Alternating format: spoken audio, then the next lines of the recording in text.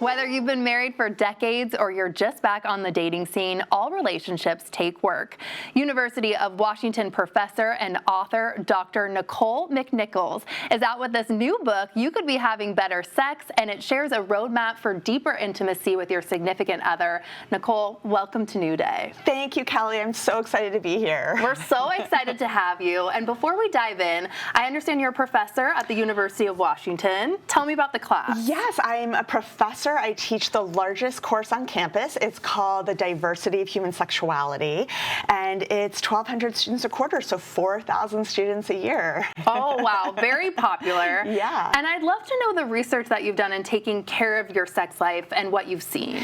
Well, I really frame this in my book as following the McNichols hierarchy of sexual needs, which is starting with this idea that in order to feel like we have a sense of attraction for our partner, we need to begin with ourselves, right? And so this means taking care of things that maybe we don't automatically think of as being relevant to sex, but that are perhaps some of the most important factors. Things like getting enough sleep, which I know is boring, but if we are not— That's so important. If we're not well rested, if we are stressed out, if we're not taking care of ourselves, which especially as women we often tend to do, being socialized to take care of the needs of other people, we're going to lose our level of desire. And so sometimes we really need to begin with taking permission, assuming ownership of our pleasure so that we can feel like we're in the mood to connect with a partner, right? And then understanding that there are different evidence-backed tools supported by robust research about how we can connect with our partners, how we can better communicate, and how we can up-level our sex lives to become more of what we're really looking for. That makes perfect sense. It's so easy and simple, but you don't think about how all of that adds in. What builds more attraction to our partner too, if you're feeling a lull at all in a relationship? So this is probably one of the most frequent questions I get. I bet. And I think that one of the major myths I try to dispel in my book is this idea that it all comes down to building mystery. And don't get me wrong, mystery can be helpful, right? To the sense that we want to have our own kind of sense of autonomy, a little bit of separateness, interest in our own passions, our own friends, our own lives. But I think that in today's world, with how fast-paced it is, what we're really missing is connection to our partners, feeling like we're investing in all forms of intimacy, not just sexual, but non-sexual physical touch, being around our partners, actually spending time with each other. You know, I try to tell couples, when you come home from work at the end of the day, try to avoid one person just going upstairs and being on their phone or computer while the other's downstairs. Spend time in the same room. Talk to each other. Ask about what's going on in your lives. Spend time where you're actually in proximity and able to connect, because yes, having a sense of passion in your own life and autonomy, that is going to be critical in keeping that kind of freshness alive.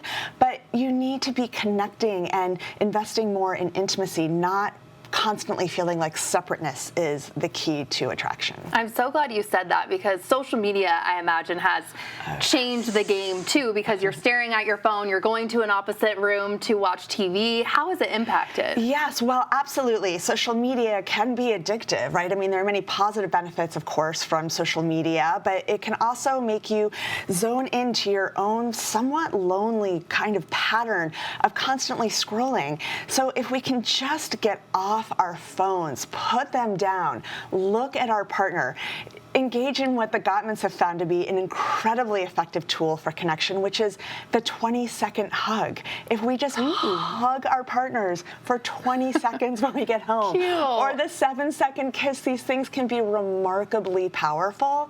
Ultimately, what we're trying to do, Kelly, is sync our nervous systems so that we, at an unconscious and conscious level, feel connected. And that can't just happen if we're constantly on our phones scrolling. No. But we also have to understand that social media, it's making a lot of people feel very sort of insecure or less than. It's just, even if you know that that's not real, you're going to go through this process of comparing yourself to these images of perfection, and that's just not going to be good for your self-esteem. That self-esteem issue is going to carry into your intimate life. So to the extent that you can limit your social media use, that is definitely a good tool for improving your sex life. You're going to see everyone be like 1, 2, 3, 4 when they're like hugging hugging and kissing. No, I'm just kidding. My husband does that now. Cute. It's Okay, effective. we're the same. It is effective. Why do you think people have such a tough time talking about this too? Oh my gosh. Well, we come from a culture where we just have this puritanical upbringing where there is so much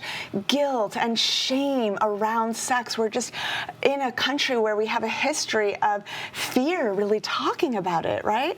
And so this is part of what I've enabled, I think the popularity of my class has come from being able to normalize these conversations, and that's what I'm really trying to do with my book. But we have to also understand that the research is clear. Sexual intimacy is important for our physical health, our mental health. It improves immunity. It improves cardiovascular health. It actually protects the brain against degenerative brain diseases. And that's not even getting into the fact that it's good for our emotional well-being and helps us connect to our partners. Pleasure is priceless. It is critical in our lives. We need to stop relegating it to some kind of superfluous bucket that is just a treat that we have to do something to earn.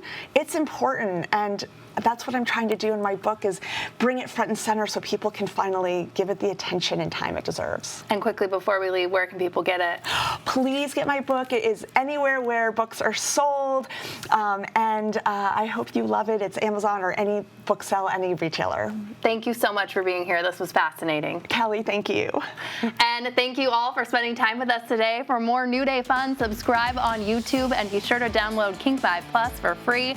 Don't forget to enjoy your new day, and we'll see you next time.